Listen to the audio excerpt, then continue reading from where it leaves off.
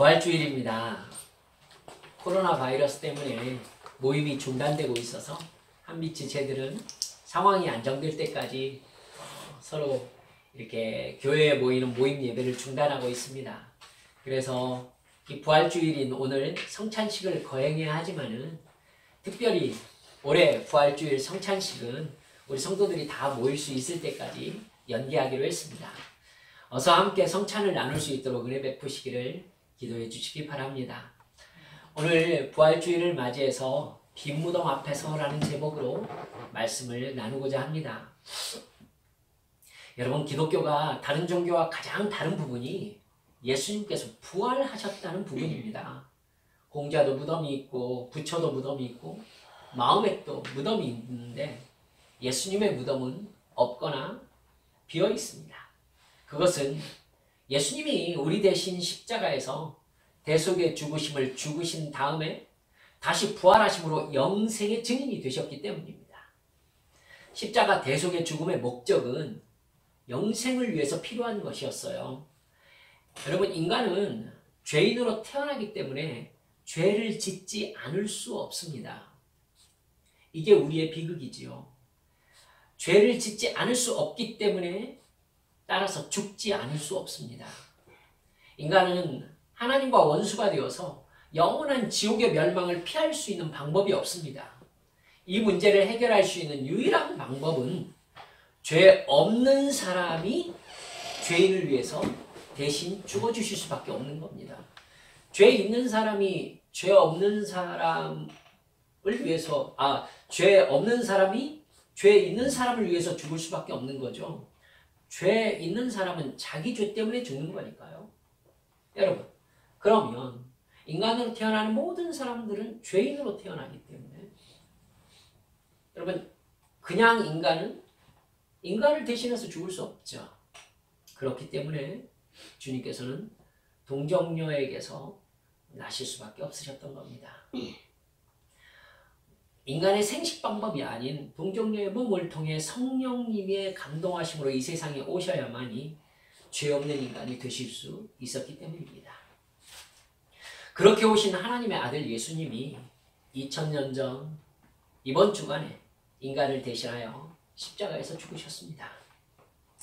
왜 하필 십자가라는 이 세상에서 가장 처참하다는 죽음의 방법으로 죽으셔야만 했을까요? 다르게 죽으시면 안 되었습니까? 네. 여러분, 인간이 경험하는 가장 고통스러운 죽음을 당하심으로 죄의 결과 우리가 당하는 지옥의 형벌이 얼마나 끔찍한 것인 것을 상징적으로 우리에게 보여주신 것입니다. 아마 십자가보다 더 처참한 방법이 있었으면 주님은 그 방법으로 죽으셨을 거예요. 여러분, 지옥만은 절대로 가서는 안 된다는 것을 십자가를 통해서 보여주신 것입니다. 하나님은 인간을 사랑하셔서 인간 되신 아들 예수님을 십자가에서 죽게 하셨습니다. 그리고 그 죽음이 자기 죄값을 대신해서 죽은 것임을 진정으로 믿는 사람들은 죄의 결과인 영원한 지옥의 형벌을 면제해 주시고 천국의 영생을 받게 하셨습니다. 그렇게 우리가 예수님을 믿어서 대속함을 받고 천국의 영생을 받게 되었다는 것을 눈으로 보여주신 사건이 바로 부활입니다. 죄의 값은 사망이라는 법칙은 예수님이 우리 대신 이루셨습니다. 여러분, 이걸 잊으시면 안 됩니다. 죄의 값은 사망이라는 이 법칙 아래 인간은 모두 매여 있습니다. 그래서 인간은 죄의 값으로 다 영원한 사망을 맞이할 수밖에 없는 존재예요.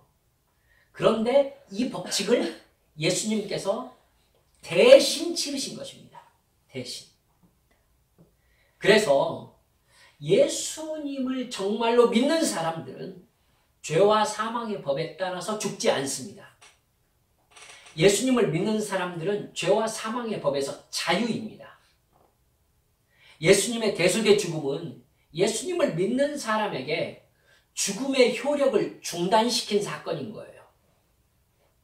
죽음의 효력이 우리에게는 효력이 미치지 않습니다. 죽음의 효력이 우리에게는 중단되었어요. 그러니까 예수님의 죽음은 죽음을 죽여버린 사건인 것이죠. 이렇게 기억하시면 여러분이 편하실 것이다 싶어서 제가 이렇게 말씀드렸습니다. 예수님의 십자가의 죽으심은 그걸 믿는 사람들에게 죽음을 죽여버린 사건.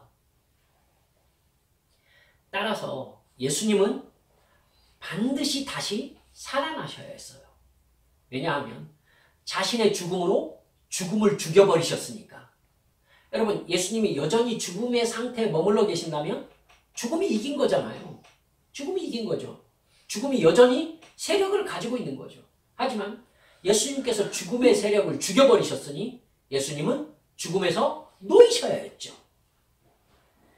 그래야 이제 대속의 죽음을 믿음으로 받게 되는 그런 영생을 증명하실 수 있게 되는 것입니다. 죽음은 창조주이신 하나님의 아들을 붙잡아 놓을 수 없었습니다. 예수님은 죽음을 죽여버리시고 부활하셔서 우리가 예수님을 믿으면 영원히 죽지 않는다는 것을 증명하신 것입니다. 이제 우리는 죽음에서 자유입니다. 여러분, 이게 부활의 정체성이에요. 그렇다면 예수님의 이 빈 무덤 앞에서 구체적으로 부활이 어떻다는 겁니까? 우리의 삶에서 직접적으로 어떤 관계를 맺고 있다는 것입니까? 이게 정말 중요한 거 아니겠습니까?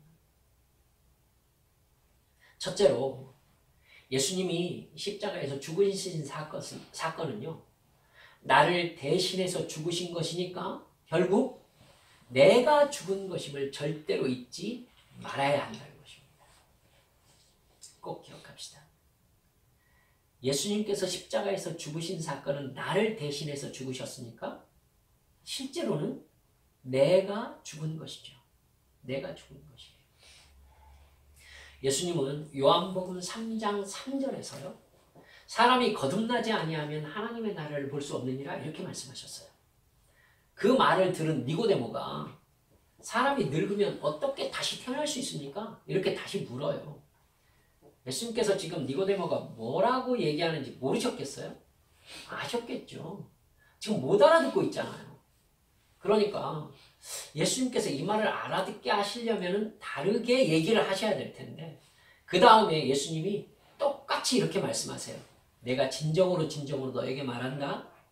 누구든지 물과 성령으로 나지 아니하면 하나님 나라에 들어갈 수 없다. 나의 죄를 대속하시기 위해서 십자가에서 나 대신 죽으신 예수님을 믿는다는 것은 곧 거듭난다는 것입니다. 나를 대신해서 죽으신 것이니 결국은 나의 죽음이에요. 죄와 사망의 법의 지배를 받는 내 옛사람이 예수님과 함께 십자가에서 죽은 겁니다. 그리고 예수님의 부활과 함께 새 사람으로 다시 살아난 것이죠. 예수님의 죽음이 내 옛사람의 죽음이 되고 예수님의 부활이 새 사람으로의 부활이 되는 겁니다.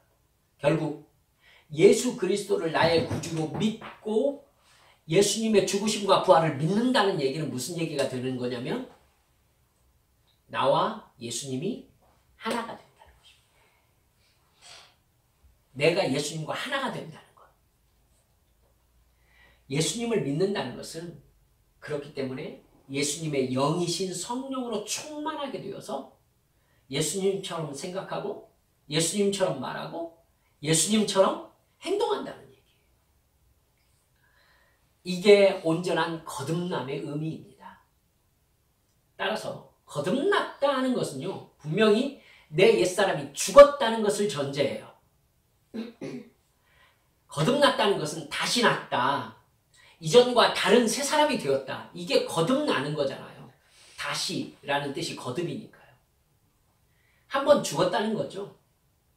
구원받았다는 것은 죄와 사망의 법에 지배를 받던 내 옛사람이 예수님과 함께 십자가에서 죽었다는 의미예요. 주님께서는 이렇게 거듭나지 않으면 천국에 들어갈 수 없다. 이렇게 얘기하신 거예요. 결국 예수님의 죽음이 나의 죽음이 되지 않으면 구원받은 게 아니라는 거예요. 그렇게 예수님과 함께 죽지 않은 사람은 부활과 상관없는 사람이라는 얘기죠. 죽지 않으면 다시 살지 못하니까요. 그러니까 예수님과 함께 죽은 사람이 아니면 부활하지 못하는 거예요. 부활과 아무 상관이 없어요. 새 사람이 아니니까. 거듭나지 않은 사람은 여러분 이 부분을 심각하게 생각하세요. 거듭나지 않은 사람은 새 생명으로 부활할 수 없어요. 죽지 않은 사람. 여러분 예수님이 부활하셨다는 것이 지금 나와 무슨 상관이 있는지 정확하게 알아야 됩니다. 다시 말씀드려요. 예수님이 나 대신 죽어서 죄의 대가를 치러주셨다는 것은 사실 나의 죽음입니다. 내 옛사람이 죽은 것이죠. 또 예수님께서 다시 부활하셨다는 것은 내가 새 사람으로 다시 살았다는 의미입니다. 구원받은 사람이란 이 사실을 정확하게 알고 믿고 그 사실 안에서 사는 사람입니다. 이 사람이 부활의 새 생명 가운데 살아가는 사람인 것이죠. 두 번째로 우리가 이 세상에서 살아가는 것은요. 방금 말씀드린 대로 부활의 새 생명으로 살아가는 것임을 잊지 않아야 됩니다. 여러분 부활의 새 생명은요. 내가 이 세상에서 예수님의 죽으심과 부활을 믿는 순간 나에게 즉시 적용되기 시작하거든요. 삶과 죽음 두 가지 차원에서 나에게 적용됩니다. 여러분 첫 번째로 우리가 지금 부활에 대해서 반복해서 관점만 달리해서 살펴보고 있는데요. 여러분 이 세상에서 살면서 그럼 실제적으로 내가 여기 있는 이 내가 누구냐? 죽었다고 하니까 도대체 그럼 이건 뭐냐? 이 얘기를 해결을 해야 부활의 새 생명 안에서 살아간다는 게 무엇인지를 결정할 수 있죠. 그러니까 지금 이 내가 분명히 내가 보기에 지금 살아있는데 이게 죽었다는 말이 무엇인지 한번 구체적으로 정확하게 찝어봅시다. 나는 예수님이 나 대신 죄의 대가를 치러주신 대속의 죽음을 믿잖아요. 그건 말씀드렸듯이 내가 죽은 거예요. 근데 여러분 이게 지금 나의 육체가 이렇게 죽어버렸다는 얘기가 아니잖아요. 나는 이렇게 살아있으니까. 여러분 그러니까 무슨 말이냐면요.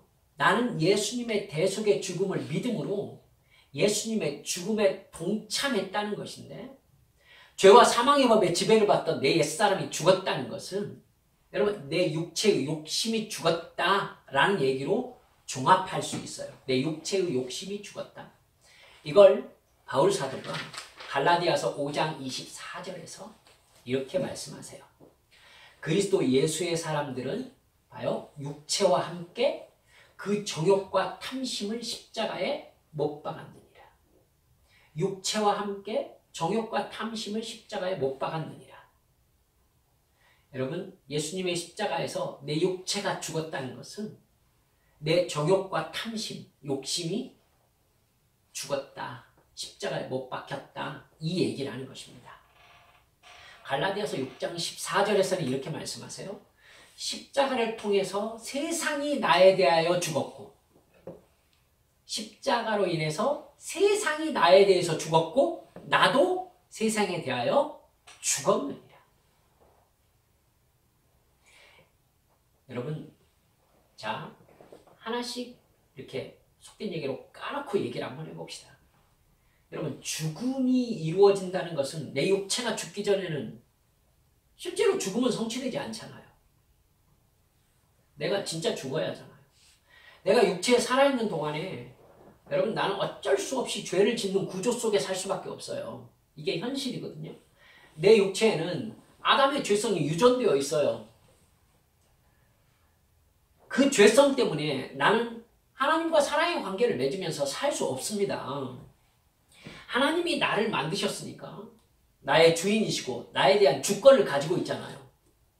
근데 하나님처럼 되라는 사탄의 유혹을 받았던 그런 처음 사람 아담과 하와는 여러분 하나님처럼 되고 싶어서 즉 자기에 대한 주권을 가지고 싶어서 선악과를 따먹었어요.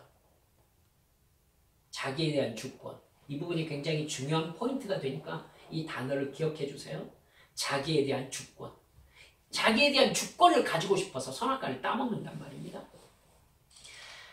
여러분, 그 뒤로 태어나는 모든 인간은 하나님의 주권을 인정하는 것이 아니라 나에 대해서 나의 주권을 주장하는 사람으로 태어납니다. 그리고 나의 주권을 만족시켰을 때 행복해합니다. 이게 죄의 본성이에요. 여러분, 그 후로 나의 주인은 나인 것이죠. 나는 나의 만족을 위해서 살아가면서 나를 하나님으로 섬깁니다. 사탄은 성공했어요. 더 나아가 여러분, 나를 하나님으로 섬기게 만들고자 하는 악한 죄성까지도 인간에게서 나타나잖아요. 나 스스로 나를 최고로 여길 뿐만 아니라 다른 사람이 나를 하나님으로 섬기도록 나는 만들어요. 돈을 가지고서, 힘을 가지고서 저 사람이 내 뜻대로 움직이게 만들려는 죄성. 여러분, 이건 돈 가진 사람이 가지는 특권이 아니에요. 죄예요, 죄. 죄. 내가 심지어 제가 여러 번 말씀드리잖아요. 심지어 나이까지 이용해가지고 그 누군가에게 하나님이 되려고 하는 게 인간의 본성이에요. 그 정욕과 탐심은 내가 육체로 살아있는 한 내 본성으로서 나에게 강력한 영향력을 끼치고 있습니다. 그 본성이 이끄는 대로 행동하는 것이 죄인데도요. 여러분, 그러니까 내가 육체 가운데 살아있는 한은 나는 죄를 짓지 않기 너무너무 어렵습니다. 여러분, 이런 내 옛사람이 죽었다고 얘기합니다. 내 육체 가운데 살아있는 동안에 완전히 성취될 날이 있겠습니까? 여러분, 없습니다. 내 옛사람이 완전히 죽어버리는 죽음의 성취. 죽음을 성취라고 하니까 이상하게 생각하실지 모르겠습니다만 이거 우리 한빛 성도들은 잘 알죠. 죽음의 성취 언제 있겠습니까? 죽는 날 오는 겁니다. 죽는 날. 내가 육체를 떠나는 순간, 정말로 내 육체가 죽는 순간 내 육체의 본성인 정욕과 탐심으로부터 완전하게 벗어나는 것이죠. 내가 살아있는 지금 정욕과 탐심을 십자가에 못 박고 내 옛사람이 죽었다는 것은 예수님이 나 대신 십자가에 못 박히셨다는 것을 믿는 순간 죄와 사망의 법의 지배를 받는 내 옛사람과 그 옛사람의 본성인 정욕과 탐심이 십자가에서 예수님과 함께 죽어버렸다라고 하나님이 취급해 주신다는 얘기예요. 말이 길으니까 정리가 되세요? 내가 예수 그리스도를 믿는 순간 내 옛사람, 죄의 본성을 가지고 죄의 결과 지옥에 갈 수밖에 없었던 그 내 옛사람이 십자가에서 예수님과 함께 죽어버린 것으로 하나님이 취급해 주신다는 겁니다. 이게 약속이에요, 약속. 약속. 하나님의 은혜죠. 하나님이 보시기에는 내가 예수 그리스도를 믿음으로 말미암아 죄와 사망의 법에서 자유함을 얻은 사람으로서 정욕과 탐심의 지배를 받지 않는 사람으로 인정을 해주신다는 거예요. 여러분, 이게 이제 우리의 삶과 괴리가 일어나는 것이죠. 나는 육체에 살아있는 한 정욕과 탐심의 영향을 받을 수밖에 없는데 하나님께서는 정욕과 탐심에서 벗어나 죽어버린 사람으로 인정을 해주신다는 거예요. 여러분, 그러니까 말을 종합적으로 이렇게 정리를 해보면 이렇게 얘기할 수 있겠습니다. 천국에 갈 때 완전히 이루어질 죄에 대한 죽음의 단계가 예수님을 믿는 순간 시작된 것입니다. 할렐루야. 시작된 것입니다. 시작된 것. 구원이 시작된 것입니다. 내 옛사람의 영원한 죽음이 시작된 것입니다. 시작된 것입니다. 하나님께서 보시기에는 이미 죽은 것입니다. 나에게는 죽음이 시작된 것입니다. 그래서 다시 조금 부활에 대해서 설명하면서 말씀드리겠지만은 로마서 6장 1절에서 이렇게 사도 바울이 얘기합니다. 이와 같이 너희도 너희 자신을 죄에 대하여는 죽은 자요 그리스도 예수 안에서 하나님에 대하여서는 산 자로 여길지어다. 여길지어다. 여길지어다라고 얘기하고 있는 것, 사도 바울이 왜 여길지어다라고 얘기할 수밖에 없는지 이해하시겠죠? 여러분, 아직 육체가 살아있어요. 정욕과 탐심의 영향을 받을 수밖에 없어요. 아직 죽지 않았어요. 근데 하나님께서는 죽은 자로 봐주시겠다고 약속하셨어요. 그러니 나에게는 정욕과 탐심이, 옛사람이 죽은 것이 시작되었어요. 이미 시작되었어요. 그러니 너희 자신의 생각으로는 너희 자신이 죽은 자처럼 살아라는 것이에요. 죽은 자처럼. 죽은 자로 여길지어다. 여러분, 이 차원을 좀 이해하시겠어요? 이걸 이해하셔야 도대체 죽었다는데 어떻게 하라는 얘기인가에 대해서 답을 낼 수 있죠. 알겠죠? 하나님이 보시기에 우리의 옛사람은 이미 죽었습니다. 그래서 지금 당장 내가 죽으면은 나는 구원을 받습니다. 천국에 갑니다. 죄와 사망의 법으로 심판받지 않습니다. 이미 죽었으니까. 그러나 살아있는 동안 나는 육체의 정욕과 탐심의 영향을 받을 수밖에 없으니 사도 바울이 성경에서 얘기하는 것은 네가 죽은 자로 여겨라.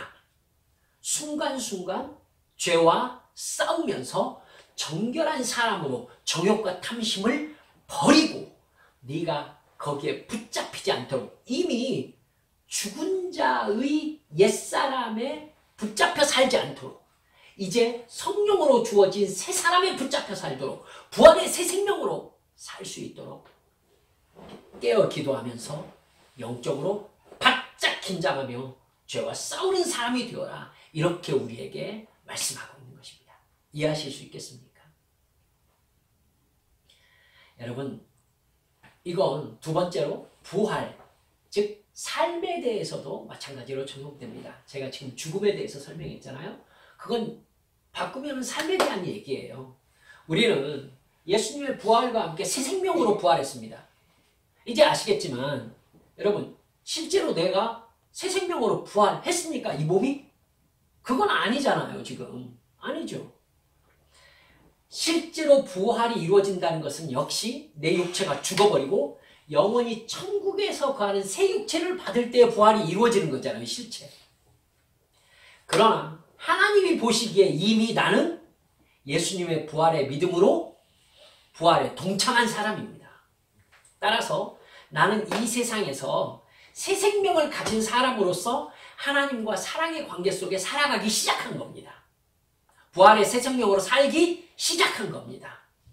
나의 옛사람은 죽어버리고 예수님의 부활에 동참한 사람으로서 하나님께 대하여 영적으로 거듭난 삶을 살기 시작한 겁니다. 주님께서는 이것을 어떻게 봐주신다고요? 너는 부활한 사람이다. 이렇게 봐주신다는 겁니다. 여러분, 정욕과 탐심의 본성에 따라서 하는 옛사람은 이미 죽어버리신 것으로 하나님께서 취급해 주시는 것이죠. 그렇기 때문에 나는 그것이 죽어버리고 새 생명으로 살아난 사람으로 여기면서 사는 것입니다. 종합적으로요, 이걸 구원의 성취로 한번 설명을 해봅시다. 구원의 성취로. 나는, 제가 차근차근 얘기해 볼 테니까 한번 따라와 보세요. 나는 예수님을 믿음으로 구원을 받았습니다. 아멘? 예. 그러나 구원이 완전히 성취되는 것은 미래의 일입니다. 이해하시겠죠? 내 영혼이 육체를 떠나 천국에 들어가는 것으로 구원이 완전히 성취되는 거잖아요. 실제 영생이 시작되는 게 바로 그 순간이죠. 실제적인 영생. 따라서 이 세상에서 내가 구원을 받았다라는 것은 아직 성취되지 않은 약속입니다. 그렇죠? 약속이죠. 예수님이 나 대신 죽으셨다는 것을 믿음으로 내 소속이 죄와 사망의 지배를 받는 사탄의 노예에서 하나님의 자녀로 바뀐 겁니다. 소속이 바뀐 거예요. 즉 하나님이 보실 때에는 나는 이미 옛사람이 죽어버리고 죄와 사망의 법에서 자유롭게 되어서 부활의 새 생명으로 살아가는 하나님의 자녀입니다. 주님께서 그렇게 봐주시는 것입니다. 믿기 때문에. 여러분, 하나님의 자녀로 입양된 겁니다. 입양된 거. 이거 여러분 기억하세요. 내가 바뀐 게 아니라 나의 영적 소속이 바뀐 거죠. 분명히 아셔야 돼요. 내가 바뀐 게 아니라 나의 영적 소속이 바뀐 겁니다. 비록 육체 안에 살면서 때때로 정욕과 탐심에 따라서 죄를 지을 때도 있습니다. 하지만 그것이 죄임을 깨닫게 해주셨을 때 즉시 회개하며 하나님과 관계를 회복하는 구원받은 사람으로 살아가도록 성령님께서 우리를 도와주시지 않습니까? 죄를 짓더라도 그렇게 성령님이 깨닫게 해주시는 대로 살아가는 나를 하나님께서는 언제나 다시 자녀로 인정해 주십니다. 여러분, 다시 자녀의 권세를 회복시켜 주십니다. 그렇게 살다 죽으면 나는 즉시 천국의 영생에 들어감으로 말미암아서 나에게 완전히 구원이 성취되는 것이죠. 이게 우리의 삶이에요. 지금 예수님의 대속의 죽음과 부활을 믿는 나는 구원을 받았지만 아직 구원이 완전히 성취된 것은 아닙니다. 구원이 시작된 것이죠.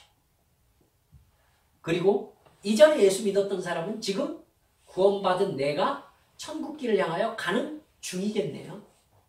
저는 이것을 우리 믿음의 성도들이 가는 순례길이라고 표현하고 싶습니다. 순례의 길. 여러분, 이제 구원받은 사람, 즉 정죄함이 없는 사람으로서 죄를 짓지 않고 살 수 있도록 성령님께서 순간순간 우리에게 깨닫게 해주신다는 것을 기억하셔야 합니다.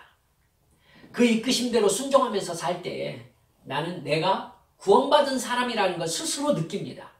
죄에 대하여 죽었고 의에 대하여 살았다는 것을 깨닫습니다.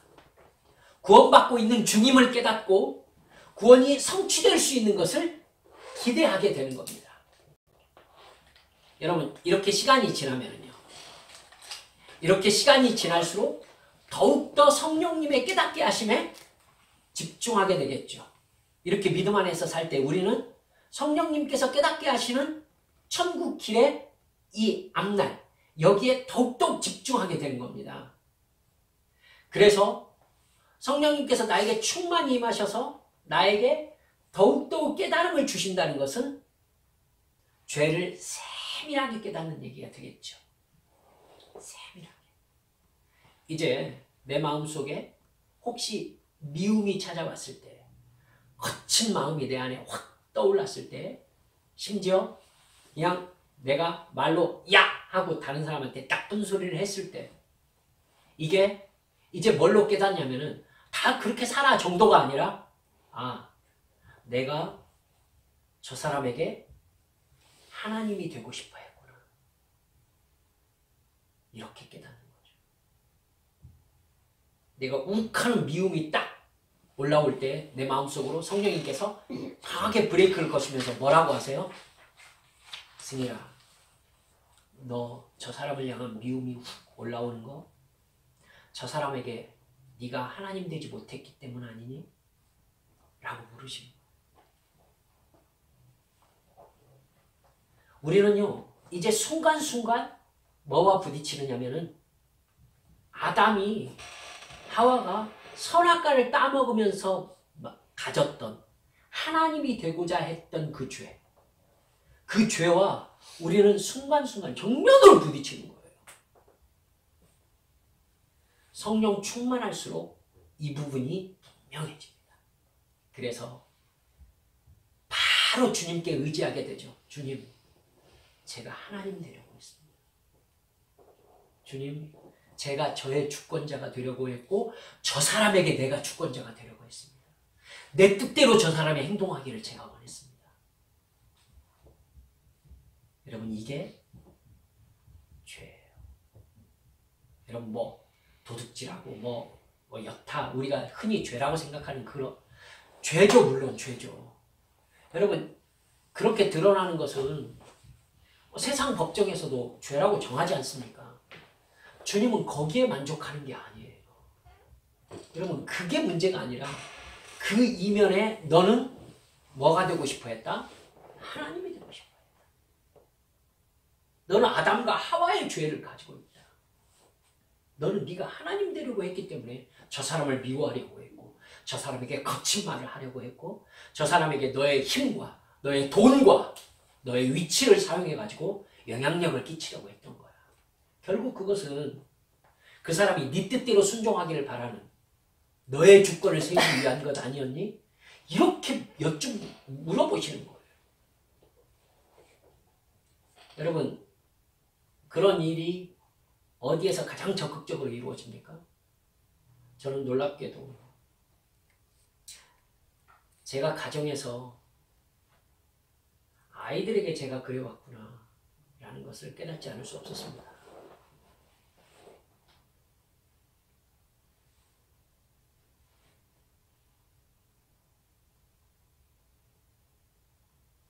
가정이 우리가 죄를 가장 심각하게 짓는 곳입니다. 회개합시다. 허울 좋게 거기에 붙이는 이름이 무엇입니까? 사랑입니다.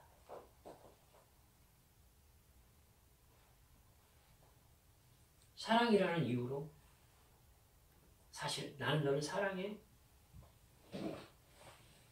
그렇기 때문에 너는 내가 시키는 걸 해야 돼. 이게 앞뒤가 맞습니까 이게? 근데 맞는 것처럼 살아왔잖아요. 그리고 그 개념으로 직장생활을 하려고 하고 사회생활을 하려고 하잖아요. 사장은 우리에게 돈을 주면서 하나님이 됩니다. 교수는 우리에게 학점을 주면서 하나님이 됩니다. 세상은 그 구조로 되어 있어요.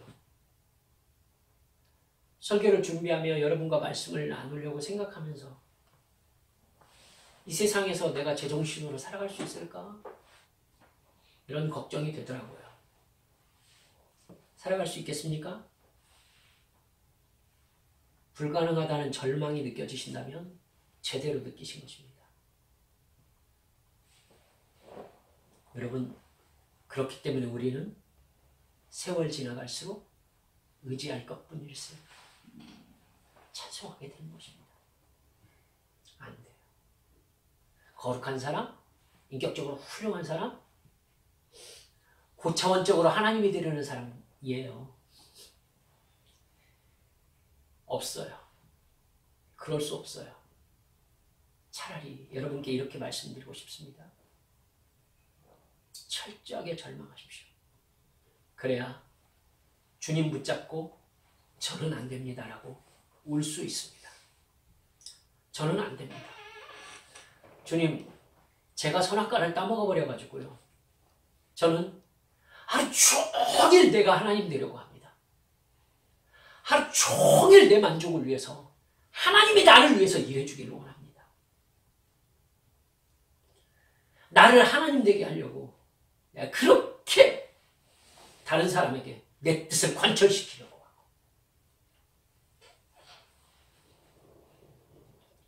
사랑하는 여러분, 시간이 지날수록 성령님께서 이 부분을 세밀하게 말씀하시는 것을 느낄수록 우리가 부활의 새 생명으로 살아가고 있는 증상이라는 것을 잊지 마시기 바랍니다.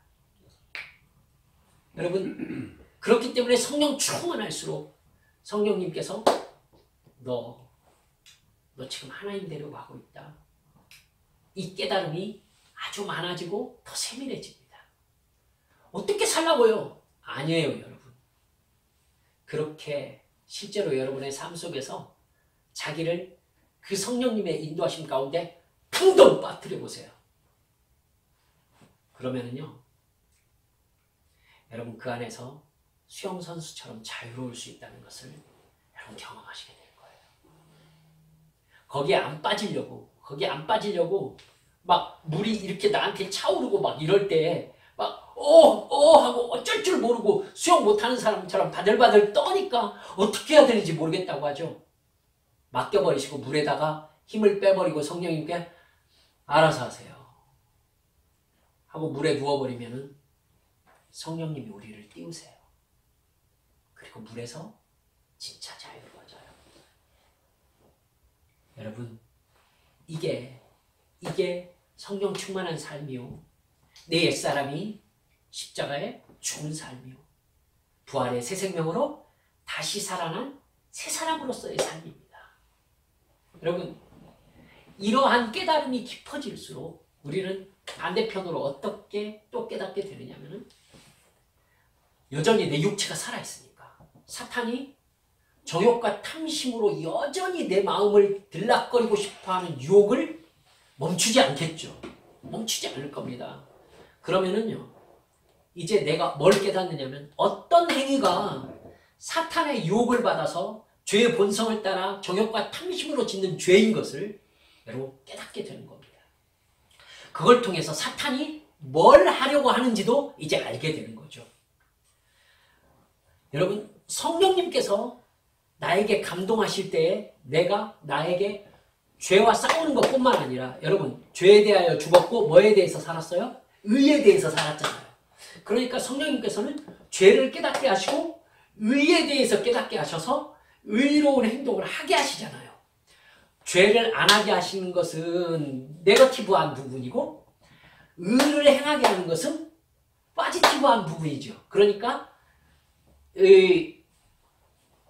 죄와 싸우는 부정적인 영향, 죄와로부터 떨어지는 이 부분이 있는가 하면 적극적으로 나를 드러내는 의에 대한 부분이 있단 말이죠. 성령님께서 어떻게 하십니까? 여러분, 나에게 의를 행하도록 가르치시면서, 여러분, 사실은 뒤에요, 죄를 그치게 하시면서 성령님께서 이루고자 하시는 뜻이 무엇인지도 깨닫게 되는 것입니다. 이해가 가시죠? 그러니까 우리는 영적으로 부활의 새 생명으로 살아갈수록 민감해지죠. 성령께 붙잡힐수록 사탄이 지금 이 죄를 통해서 뭘 하고 싶어 하는지를 알아냅니다. 성령님께서 나에게 이 말씀을 통해서 어떤 행동을 요구하시고 그 행동을 할 때에 성령님께서 뭘 하고 싶어 하시는지도 깨닫게 되는 겁니다. 영의 사람이 되어가는 것이죠. 영의 사람. 여러분, 그렇기 때문에 부활의 새 생명으로 사는 사람들, 성령님의 감동하심에 의지하고 하나님의 자녀답게 부활한 새 생명의 삶을 더 깊이 살기 시작하는 것이죠. 시간이 지날수록 더 깊어지고 그 세계가 더 넓어지고, 아시겠습니까? 오늘 제가 드린 이 모든 말씀이 오늘 본문 말씀에서 사도 바울이 말하는 내용입니다. 제가 오늘 드린 설교 말씀이 여러분에게 이렇게 정리가 되신다면 오늘 드린 이 본문 말씀이 읽으시면서 쫙 하고 눈에 들어오실 겁니다. 사도 바울은 10절에서 자신이 바라는 것은 그리스도를 알고 그분의 부활의 능력을 깨닫고 그분의 고난에 동참하여 그의 죽으심을 본받는 것이라고 말씀합니다.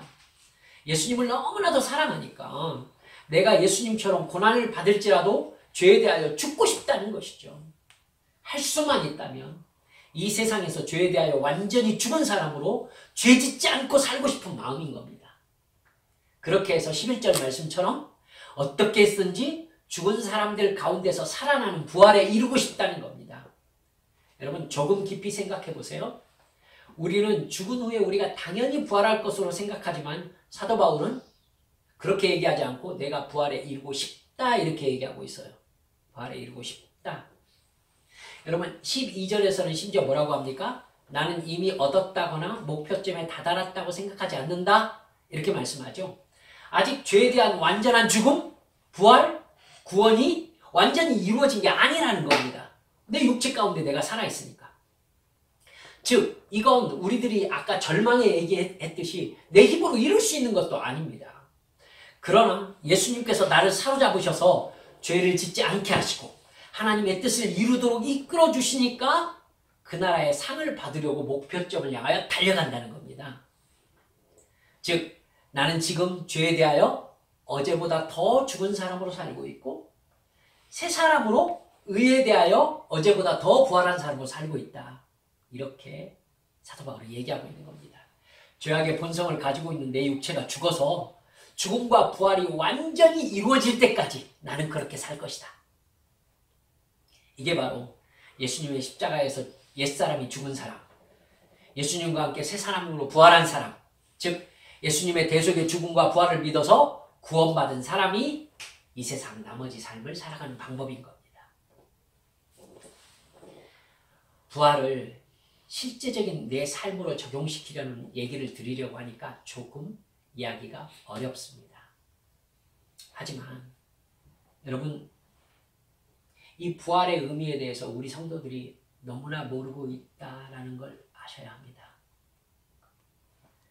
예수님께서 오늘 새벽에 영생의 증인으로 부활하셨지 않습니까? 예수님을 믿음으로 예수님의 죽음이 내 옛사람의 죽음이 되고 예수님의 부활이 나의 새 사람의 거듭남이 되었습니다. 하나님이 보시기에 나는 이미 천국 백성입니다. 그렇다면 나에게 이제 무엇이 남았습니까? 이 부분에 대해서 참 많은 교회에서 이제 우리는 이 빈 무덤 앞에서 대단하지 않습니까? 빈 무덤 놀랍죠. 분명히 사람이 죽었는데 살아났다고. 그래놓고 어디로 점프해버리냐면요, 이제 무너진 우리 가정이, 무너진 나의 사업이, 무너진 나의 건강이, 나의 무너진 관계가 다 살아날 것입니다. 형통할 것입니다. 그리 넘어가는 게 맞습니까? 이게 부활입니까? 그 얘기를 하려고 지금 우리가 빈 무덤 앞에 서 있습니까? 그래서 저는 당돌하지만 빈 무덤을 좀 떠나라고 말씀드리고 싶습니다. 빈 무덤을 기념하고 있을 게 아니에요. 이제 빈 무덤을 확인한 사람은 자기 사명의 길로 출발해야 되고, 내가 부활한 몸으로 주님을 직접 뵐 준비를 해야 되는 거 아닙니까? 여러분, 하나님의 뜻에 순종하면서 의에 대하여 산 사람으로 살아가는 겁니다. 주님께서 여러분 육체에서 우리를 분리해가지고 영원한 천국으로 우리를 인도하시는 그날까지 여러분, 나도 실제적인 부활이 완성되어서 우리 주님을 직접 눈으로 뵙게 된 그날까지 여러분, 천국에서 주님의 얼굴을 배울 준비를 하면서 사는 것, 이것이 부활의 새 생명으로 사는 우리들의 삶인 것입니다. 빈 무덤을 바라보면서 죽음의 처참함과 비교해가지고는 이제 내 사업도 다시 살아날 줄 믿습니다 라고 말하는 것은 부활을 모욕하는 거예요. 말씀을 맺습니다. 우리 사랑하는 한빛의 지체들은 제가 지금까지 조금은 어렵지만 좀 말씀드렸던 것처럼 하나님의 자녀로 생명의 성령의 법에 사로잡혀서 예수님께 붙잡혀 사는, 사도 바울이 주께 붙잡혀 산다고 말하잖아요. 오늘 본문에서도. 예수님께 사로잡힌 사람으로 살아가시는 부활에 동참한 한빛 가족들 모두 되시기를 주 예수님의 이름으로 축원합니다. 이 시간에 함께 기도하시겠습니까?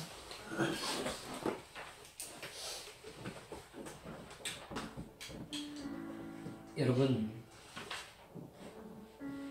사도 바울이 이 부활의 새 생명을 딱 자기 것으로 받아들인 다음부터 자기는 지금까지 해온 그 모든 것을 잊어버리고 앞에 있는 부활의 생명을 붙잡으려고 표대를 향해서 그리스도 예수를 향해서 달려간다라고 오늘 본문에 얘기하고 있습니다.